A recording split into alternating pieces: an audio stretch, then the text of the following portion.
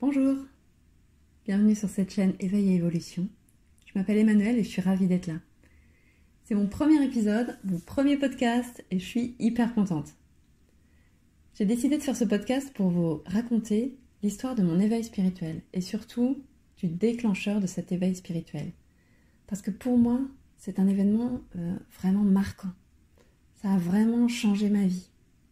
Et ensuite, parce que depuis ce moment, je me demande souvent comment ça se passe pour les autres. Alors, je vais vous raconter mon histoire. J'espère que vous aurez autant de plaisir à l'écouter que moi à vous la raconter. Et j'espère aussi que vous aurez envie, à votre tour, de partager votre histoire.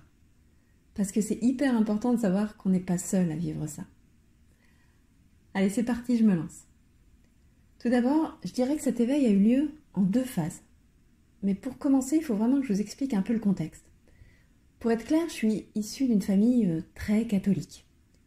La religion était importante pour mes 2 parents et même, pour la petite histoire, mon père, au début de sa vie d'adulte, avait envisagé de devenir prêtre. Il avait commencé la formation et puis, pour des raisons personnelles, il avait finalement décidé d'abandonner. Au final, il a choisi de fonder une famille et de travailler comme tout le monde, mais tout en continuant de s'investir dans sa paroisse. Et il avait une mission qui lui tenait particulièrement à cœur. C'était d'accompagner les familles qui voulaient faire baptiser leur enfant. Et il s'en est occupé d'ailleurs pendant de longues années. Et ma mère, elle, s'investissait aussi dans la paroisse pour différentes missions. Bref, je ne vais pas trop rentrer dans les détails. Pourquoi je vous parle de tout ça ? Parce que la première phase de mon éveil a eu lieu assez jeune, dans ce contexte particulier, familial et religieux. Depuis toute petite, je baignais dans la religion catholique. J'allais à la messe régulièrement, au catéchisme, etc. J'y croyais, mais bon, comme ci, comme ça. Je faisais surtout ce qu'on me demandait de faire, je crois. Et un jour, vers 12 ans, 12 ans je dirais, un soir dans ma chambre, j'ai eu une subite envie de prier. Alors que ça ne m'arrivait jamais. Et là, c'était plus fort que moi. Alors, c'est ce que j'ai fait. Pas très longtemps, mais c'est ce que j'ai fait. Le lendemain, même chose. Une très forte envie de prier. Donc, j'ai prié. Le surlendemain, idem. Là, je vous avoue que j'ai pris peur. J'ai eu peur parce que je ne voulais pas devenir bonne sœur, tout simplement. Je voulais avoir une vie classique. Alors, c'est ce que j'ai expliqué dans une ultime prière, entre guillemets. Je me revois là et j'ai dit du fond de mon cœur là, quelque chose comme un « S'il vous plaît, je ne veux pas devenir bonne sœur. Je veux me marier, je veux avoir 3 enfants et une vie comme tout le monde. » Et comme par magie, mon envie de prier est passée. Et je vous le donne en mille. J'ai fait mes études, j'ai rencontré mon mari, on a eu 3 enfants et on a eu une vie on ne peut plus standard. En fait, avec le recul, je pense que ma peur à 12 ans a bloqué mon éveil spirituel. Mais, comme la vie est bien faite, et que sans doute mon âme avait prévu de se réveiller dans cette vie-ci, l'histoire ne s'est pas arrêtée là. Et elle continue encore, bien sûr. En fait, en construisant ma vie à cette époque, je me suis plutôt éloignée de la religion. C'était plus très important pour moi. J'avais d'autres choses à penser, c'était vraiment pas ma priorité. J'ai mis tout cet aspect de ma vie de côté. Mais je suis revenue vers la religion catholique, puisque c'est la mienne, quand mes enfants sont nés. Puisque je les ai fait à mon tour baptiser, et ensuite je les ai envoyés au caté. Pourtant, il y avait quelque chose qui me gênait. Peut-être le fait de me sentir inconsciemment obligée de suivre une tradition, puis certaines façons de faire, et aussi un certain sentiment de culpabilité de ne pas s'investir dans la paroisse, par exemple. Bon. Mais quelques mois après avoir fait baptiser mon troisième enfant, j'ai connu la deuxième phase de mon éveil. En fait, pour moi, mon réel éveil spirituel a commencé à un moment très particulier de ma vie. Je peux même le dater, même si ça n'a aucune importance ici. Tout simplement parce qu'il a eu lieu le jour de la mort de mon père. Ce qui s'est passé, c'est que mon père était malade depuis plusieurs années avec des hauts et des bas. Puis, bon voilà, il s'est trouvé à un moment où il a eu une sorte d'attaque et il a été emmené à l'hôpital. Il y est resté une semaine et finalement les médecins ont pris le parti de débrancher la machine qui l'aidait à respirer parce qu'il n'y avait plus rien à faire.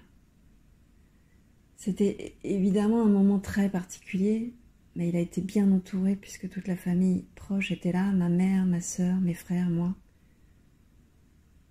Je ne vais pas vous décrire ce moment très personnel, non. Pour cette histoire, le plus important, c'est ce qui s'est passé juste après. Quand on est sorti de l'hôpital, j'étais dans la voiture avec mon mari. C'était le soir, il faisait nuit. Toute la famille était répartie dans des voitures différentes. J'étais assise à côté de mon mari qui conduisait quand tout à coup, j'entends mon téléphone qui sonne. Et là, un appel surréaliste. En fait, l'homme qui m'appelait, c'était l'homme qui nous avait accompagnés pour le baptême de notre troisième enfant. C'était le responsable de l'équipe du baptême de notre paroisse. Et cet homme, il était très gentil, mais il avait surtout accroché avec mon mari. Ils s'entendaient très bien tous les deux. Le courant passait hyper bien entre eux. Moi, j'étais plus distante. Je le trouvais gentil, mais j'avais un peu plus de mal avec lui. Mais ce jour-là, en sortant de l'hôpital où mon père venait de mourir, c'est pas mon mari qui l'appelle, c'est moi. Et pourquoi il m'appelle ?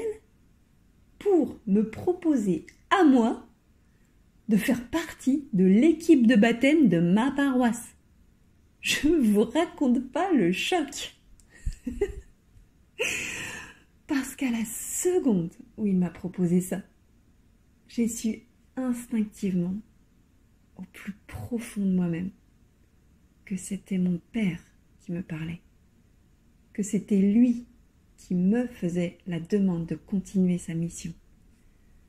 La mission qu'il avait depuis des années d'accompagner les familles vers le baptême. Il me demandait de le faire à mon tour et il passait par le biais de cet homme. Alors, vous êtes libre de me croire ou non, je comprendrai parfaitement.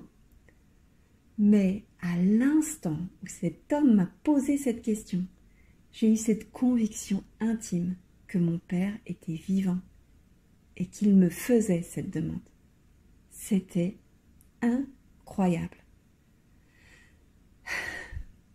Alors sur le coup, j'ai été hyper surprise. Mais j'ai dit à cet homme qui m'appelait, écoutez, je viens de perdre mon père là, c'est pas trop le moment, je suis désolée. Et lui, il s'est excusé, il était tout penaud, on a raccroché, voilà. Ça s'est passé très rapidement. Et une fois que j'ai eu raccroché, j'ai regardé mon mari. Je lui ai dit, mais t'imagines ce qui vient de se passer ? C'est mon père qui me demande de continuer sa mission. Mon père me parle, il est vivant. Et lui, il me répond naturellement, bah oui, bien sûr, ton père est vivant. Ah, le choc! Parce que, ok, la vie après la mort dans la religion catholique, évidemment que ça fait partie de toutes les croyances. Alors oui, j'y croyais, mais de façon purement théorique. Et là, tout à coup, ce jour-là, à cette seconde-là, c'est devenu concret. C'était incroyable. J'ai pris mon téléphone, j'ai appelé ma mère qui était dans la voiture devant avec ma sœur et je leur ai raconté ce qui venait de se passer. Et là, les deux, ma mère et ma sœur, me disent en chœur, « Mais oui, bien sûr, c'est papa qui te parle. Il est vivant, t'inquiète pas, c'est normal. » Je raccroche, je raconte ça à mon mari encore une fois. J'étais euphorique. Je me disais, c'est dingue, mon père est vivant, il me parle. Waouh, c'est incroyable.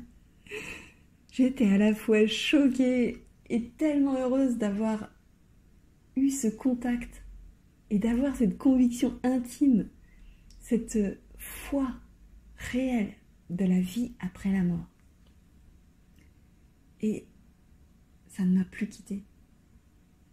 Parce que, au fond de moi, je sais, je ressens que c'est vrai et que c'est juste. Même si, encore une fois, vous n'êtes pas obligé de me croire. Pour moi, en tout cas, c'est ma vérité. Alors voilà, je voulais vous raconter cette histoire. Je vous raconterai la suite une autre fois parce qu'après cet appel, j'ai eu une vraie question qui s'est imposée à moi. C'était, est-ce que je dois forcément dire oui à mon père ? Est-ce que je dois continuer sa mission ? Est-ce que c'est vraiment ça mon chemin ? Est-ce que je dois le faire par respect pour lui ou pour honorer sa mémoire ? Parce que la spiritualité était quelque chose qui m'attirait. Je sentais bien que c'était important pour moi, mais la religion en tant que telle me mettait parfois mal à l'aise, comme je le disais plus tôt. Alors je me disais, oui, ok, c'est une vraie belle mission d'aider les gens à rentrer dans la lumière de Dieu, mais est-ce que c'est vraiment ma façon à moi de le faire ? Et est-ce que je suis légitime ? J'ai eu très vite cette question de fond qui m'a turlupinée. Et je vous raconterai la suite la prochaine fois parce que l'histoire est encore longue, bien sûr. Voilà. Je suis curieuse de connaître votre éveil spirituel à vous. Si vous avez vous aussi envie de partager votre histoire, n'hésitez pas à la mettre en commentaire ou à m'envoyer un message pour qu'on se recontacte. Je vous remercie sincèrement d'avoir écouté ce podcast et je vous dis à très bientôt. Merci.